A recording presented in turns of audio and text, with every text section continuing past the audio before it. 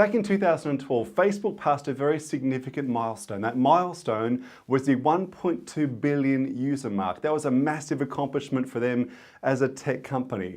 And rather than just celebrating the achievement, and they certainly did, the leadership at Facebook did something interesting. They distributed a little red book to every employee at Facebook HQ.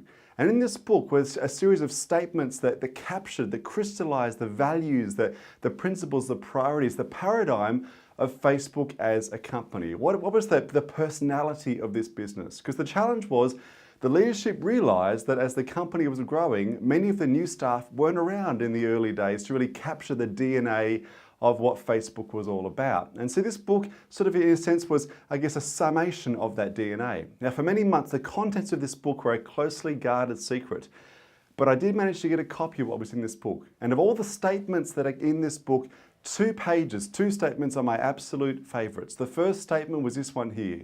We need to remember that people don't use Facebook because they like Facebook.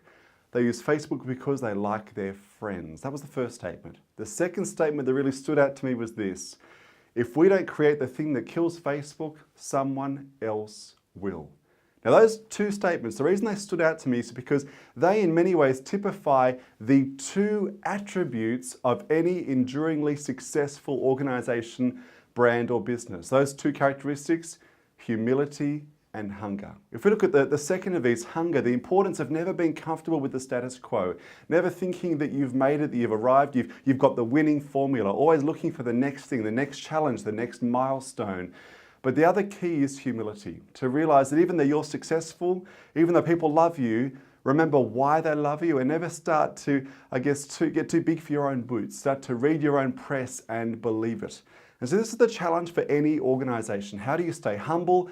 How do you stay hungry? The two essential attributes, because they will be the antidote to complacency and arrogance. Two things that can so often creep in very easily when an organization is successful. You know, the old saying is so true. The moment you think you've made it, you've passed it. And humility and hunger will keep you on your A game. 3 quick tips. How do you foster these two attributes in an organization, particularly once you've had success, once you've been around for a few years, once you're notable and looked up to within your marketplace?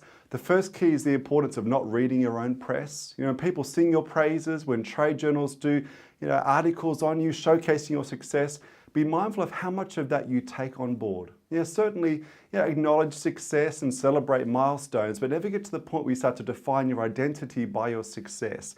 The second key, if the first one is, don't read your own press, the second is to foster healthy paranoia.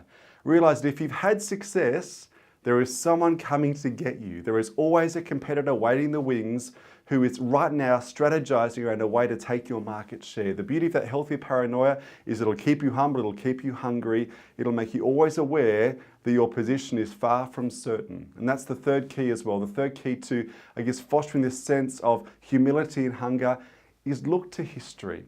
Realize that other successful organizations and brands, even empires, have enjoyed that position of success only to fall from greatness. To realize that there is no certainty that just because you've had success, that success will continue.